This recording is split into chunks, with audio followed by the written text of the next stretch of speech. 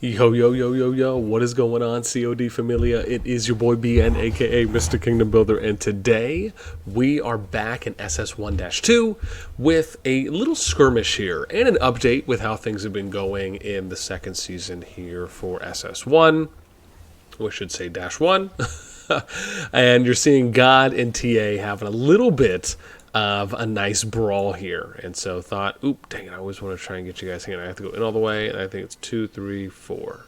Oh dang, I always feel like I can get this one right. Let me see, let's go in 1 and then 2. Yes, there we go. I'll be honest, I wish, and I've mentioned and talked about this before, but I would really love for us to be able to zoom out a little bit more when it came. I mean, I would love to zoom out 1 to maybe 2 times more than where this is, still be able to see the battle going on. That to me would be great, just so it's not as defined or close in range. So watching this skirmish right now, and then like I said, we'll give you a little bit of lay of the land for how it's currently looking. A little bunching here. I really would like to see God extending a little bit more wide, but again, we'll have to also see if they are if we're doing a little bit of focus fire here too as well. Let's see. TA looks like getting pushed a little bit here on the side. I don't know. Oh, I see. That's because Dogo ended up kind of going YOLO. Didn't mean to rhyme, but you know, it's her style. So a little bit. Here we go. A little bit of focus fire looks like it's coming down here on Fernosuke. And which, shout out to my One Piece fam, Fernosuke from the Wano Kingdom arc. That's my guy. And let's see. So we got a few people up here. And is there a fight? Ooh, a little unstoppable. Like I said, man, I really would like for it just to say kill streak. Ooh, another TA player just TPing in. Well, I like Kibo going for the flank here. This was actually not a bad play. End up going wide to kind of push and maybe pull some of the attention outside. Maybe even a little bit of an overextension now at this point. I think some of the coordination when you're looking at this could be a little more defined from God, at least in that side. Part of what I'm watching is, again, if you watch enough and you've also played in fights, you can pretty much get a good grasp on, you know, hey, are all these people in voice right now? Are there a decent amount of people in voice? You know, is everyone clear on instructions and how to have good positional play? Right, those are things that I think are really important when it comes to truly. Part of it is utilizing, another part of it is maximizing the abilities and the opportunities that the game gives you that you can do mechanically. And that's something where, and you've heard me talk about it before, right? We kind of still have this rock IK, other Kingdom Builder type approach, like this old, I don't want to say older, but a previous Kingdom Builder type approach where it's, you know, even though you have the range, it's almost as though we're just not there yet, right? Where everyone's playing it out in that way, where you know you're really looking at, okay, right? Instead of playing it like a Kingdom Builder, play it like an RTS, right? Play it like a true RTS game, something that we often will mention, which is, you know, a StarCraft, a Warcraft, you know, take your pick, Command and Conquer, etc. And you know, put something. Got to give a shout out to my Halo Wars fam. And you know, and so again, you know, and then you look at how those kind of true RTSs and play out, and how important positioning, mechanics is, coordination, and that's really what I would love to eventually see at some point. A good example here, you see all these players from TA that are just bunched up, right? This isn't the best thing to do. Look at that, God, dude, Burning came in and just got an amazing shadow games there with his Nico Pan, but again, bunching up like that, you're just taking unnecessary, like that time bomb that just went off, right? Hit max and did max damage. That's just another example of, again, not doing that. So instead of bunching up, you spread out, right? You kind of do these arcs, these crescent moon arcs, where you're able to always stay at max range, and then that's just the range game, right? Then the way you would play out the infantry or the cav game. Now that was actually really cool to see there on the infantry side there from Utah, actually being able to see some of the, dude, wow, the speed is crazy on that infantry right there. Again, post-patch or post-update, actually looks pretty cool. But again, just an example of, right, you set up your range play, and then you allow for the infantry and your cav play to then dictate your pushes, your pullbacks, if you're going to engage from a certain side, right? This is where we start looking at not only the micro play, but then you look at the macro play on how are you setting up the fights and not just how you're reacting and what your real-time actions are while the fight is going on. Because it takes a certain level of concentration, takes a certain level of organization, of preparation, and being able to make those real-time adjustments on the fly. Because really, when the war is happening, that's what it is. I mean, even an example like a game like Total War, right, where you are essentially controlling legions and you're fighting in this big, massive open field, right, where maybe you're going up against a castle, or you're fighting some type of fortification or siege attempt, or you're fighting a little army in the open field and you're having to micromanage all these different legions, which kind of almost look like these ones do. Shockingly enough. So anyways, that's my strategical rant for the day, if you will. Acid breath coming down. And this isn't a bad idea, right? Like, again, this is a good example. You have some players here. However, if I was burning, I would back up a little bit, attack the guy Minge, and then look for the next opportunity. Yawns, those are my life, dude. I swear someone's just going to make memes about my yawns one day, or I'll get some gifts that are sent, or someone will make some highlight compilation videos on how many times I yawn in videos. It's my thing, right? I'm not going to get rid of it. I've committed at this point. So now let's see where we're at. Oh, you look so pretty, sweetie. I love your costume. Yeah. And so there we go. So this is one of the things I was trying to mention, right, about the kill streaks. I would love for if the things just said, hey, kill streak times 1, kill streak times 2. Just something really simple, right? Or even just give you the number that they're on. Would be great. Something where it says unstoppable. And again, I'm not mad at those, to put it plainly. I just would like for the number to be a little bit more clearer. And like an example, like we said before, if it said, like right there, right? Ooh, that was pretty cool. Did that one say something about merits? Man, I wish that lasted maybe a second longer. Another time bomb getting thrown down here on Bunyal. Probably going to go off here in a second as the hand goes. Max damage. And then we start looking at, so in this example, right? God's bunching up a little bit. You do have some okay spread. But then you have like Arash, Benz, at least some players that we're looking at Exist 360 who just aren't moving. This is actually a little bit better from the TA side. This is a little bit more of what I'm talking about, where you're filling gaps and you're kind of shoulder to shoulder, right? And, well, at least let me say, for that moment, it looked good right there. And again, we'll see that. We'll see glimmers of that will play out in fights. You got AEGS, right? Kind of AFK, it seems. God doing it okay. I mean, again, seeing a lot of, if we're looking at kind of the unit comps, I still think we're seeing a lot of mage. It does seem as though we have some archers that are mixed in for kind of physical DPS. We'll have to see. So, like, these are archers, obviously, with Nico. We got Magic with Lilia. And let's see who we got. Waldir. Why am I forgetting this girl's name right now, dude? It is escaping me. Guanwin, there we go. I just had to look real quick. Picture was just so. I also like how we're seeing a little bit of infantry. Again, Madeline still seems like that was Madeline Nika. That seems to be a pretty consistent combo. This is Madeline Garwood. If you're just going for ultra tank, that really seems to be it. I like how we're kind of having pocketed fights. And so right here, like another example of you seeing Kira, maybe even some of the TA players that are just by themselves. There we go, number 2. We did it.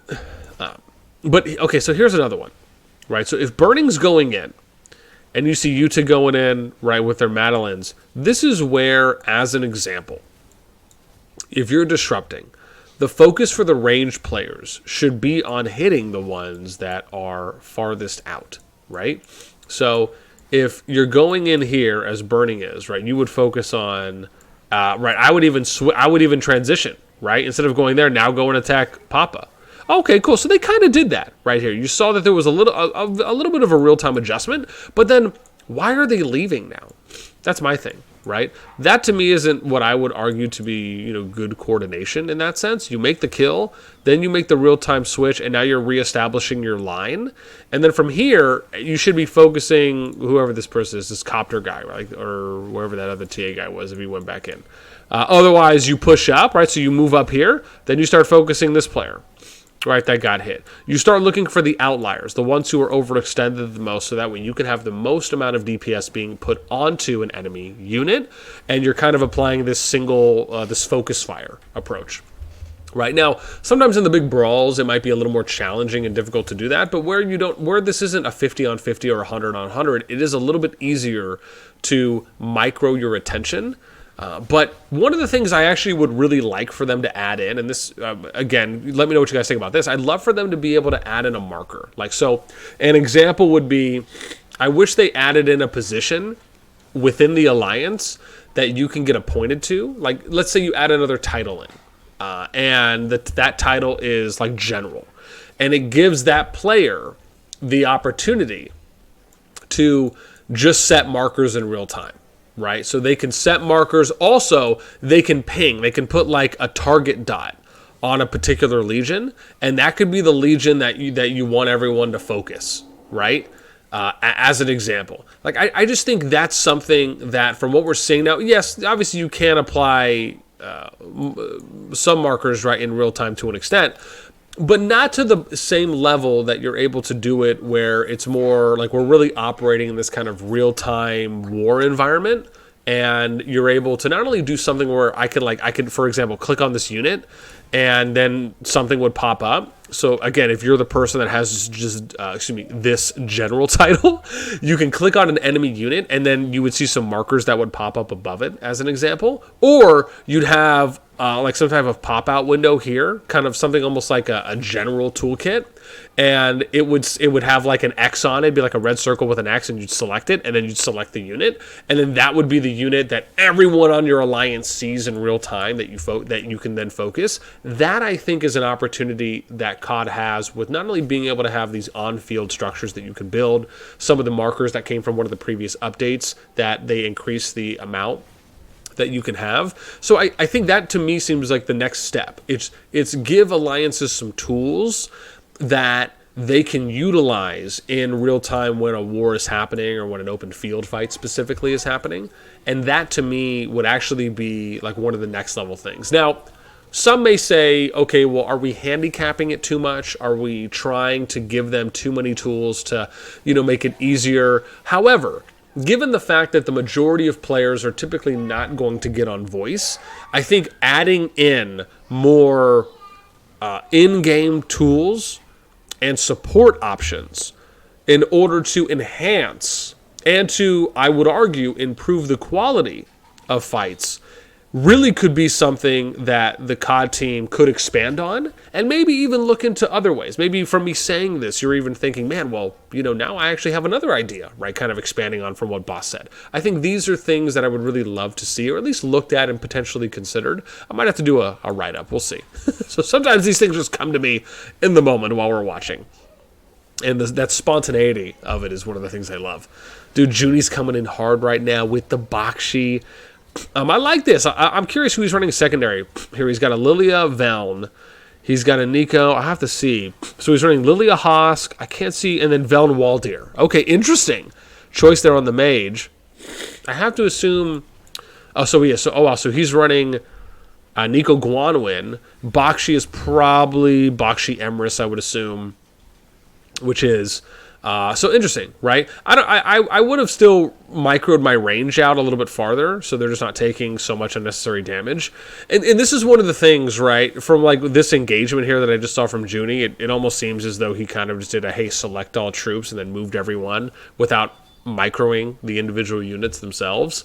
And to me, again, that, and again, I'm not saying Junie does it all the time, but let me just use that as an example of what I was saying earlier on how that, and I'll just use Rock as the primary example here, right? What I was saying about how, you have this ranged capacity, but players probably still, I would argue to a big degree, currently on average, are playing CoD as though it's Rock, right? where you're selecting all and just kind of moving everyone in and kind of taking that murder brawl type approach. And then the units, just letting the units do whatever they want, right? If you select all and you have some infantry or cav units, they're just going to rush up. If you have mage, they'll obviously attack from range. But there's not, but then, there's not that moment where we're doing a lot of microing, so to speak, and having good positioning where we're pulling the range back, we're resetting that, we're, targeting with our cav, or we're having a cav unit go around, to try and flank, so that way they're not taking arguably as much damage as maybe the infantry unit is more so built for. Right, so I don't know, that's, oh my gosh, wow, negative 4,000, that was intense. I wish I would have seen, that skill that was thrown out. Also needed to have everything, all of them memorized. Entangled Flames, they're from Judy's Shadow Gangs being thrown out from, I think that was Studenek up there. Time Bomb going down from Storm on Junie's Madeline March. Who is he running with the Madeline? I wonder if he's running the pure tank. Garwood or, oh no, he's running the more offensive, which is Madeline Nika. And then we're seeing a bunch of Empresses over here. Some Madelines from AEGS and Black Eagle. It's pretty cool, man. I really like how the fight is going for a while. This has been pretty awesome. Let's get a little nose blow.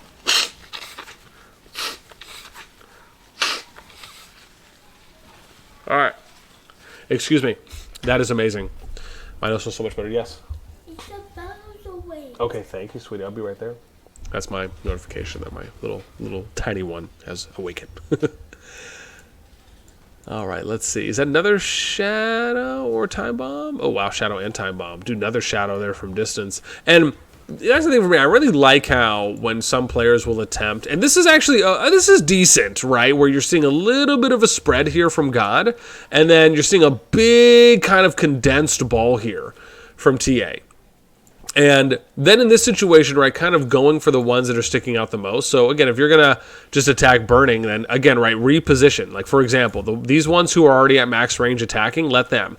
And then it's kind of, if you ever watch any of those army movies and you're seeing that the platoon or the team is retreating and they're... And there's my example, right? If you're watching an army movie and let's say they're retreating, and you have a squad and you'll have everyone's positioned and then the individuals that are closest to the enemy will move back first and they'll reposition. Once they've repositioned, then the next individuals who are closest, they'll reposition. So you're kind of almost doing like a banana peel type approach. And that's something that, again, is definitely more advanced, at least for what we could see. But it is something applicable that could be done here in this fight for certain situations that play out that way, where you're still seeing great benefits and better returns, and also just better matchups on ratio fights. So, instead of it being a 1-to-1, now you're creating a 2-to-1, 3-to-1, 4-to-1, 5v2, 5v3, 6v4 example of, so that way you're, on average, dealing more DPS than your opponents are, right? And you're also taking less damage. Given I've just been warned, let me now. I'd love to watch more of the fight. Though, let me give you a lay of the land real quick. So we have at the moment TMS coming in. We have TA that's pushing through right now. Once, and again, I don't mean to say that in a negative way, but the likelihood of TA being able to push this God CF will, again, I would say is probably a higher percentage that is likely to happen. And then we have TMS who's pushing through here. I don't know if they're building down or what the plan is right now. I assume they're just trying to get enough players in here so they can eventually go forward and just drop a CF. You have NT17 top. We'll have to see what happens. Again, it will be interesting what TA does if and or when the God CF is removed. Will they then go down and just try to do an advanced placement of the CF? Because now you have IDL, you have BDL down here repositioning for when the level 2 passes open. Though you have TM who decided they're going to go forward and they've already placed their CF. It looks like we have a TM. Oh, wow. So there's actually another fight going down here now where BDL is coming after TM here. Wow, dude, they could actually really clean up depending on how much reinforcements they're going to get from BDL. And actually IDL is here as well. Man, to me, this seems like could be quite a few free kills. Though, remember what we talk about. When you're attacking a fort or you're attacking a flag that has a lot of players that's hitting it, you have to make sure that you're attacking and killing the open field first, then you can get to the builders. So we'll have to see how this one plays out. Again, with that in mind, that's pretty much getting close here. If we just take a look lastly at the ranks before I then have to skedaddle. We got Junie at 64, Mazda 61, Ghost, Burning getting some of that power. Bag does 55. We look at personal merits. Burning is, again, dude, just killing it right now. Big shout out to Burning, man. He's almost 2 mil right now ahead of number 2. In this case being Ghost. Ghost being over 3 million ahead of number 3. Does still coming out quality. You got 2 guys from the opposition in the top 4. This is great to see. Again, you just have a lot overall. Even Asura, right, doing well. Ghost and EX having good numbers in addition on their merits. If we look at Alliance merits, you can see TATM, massive numbers, 151, 135. BDL getting a little closer than number 2 at 117 mil.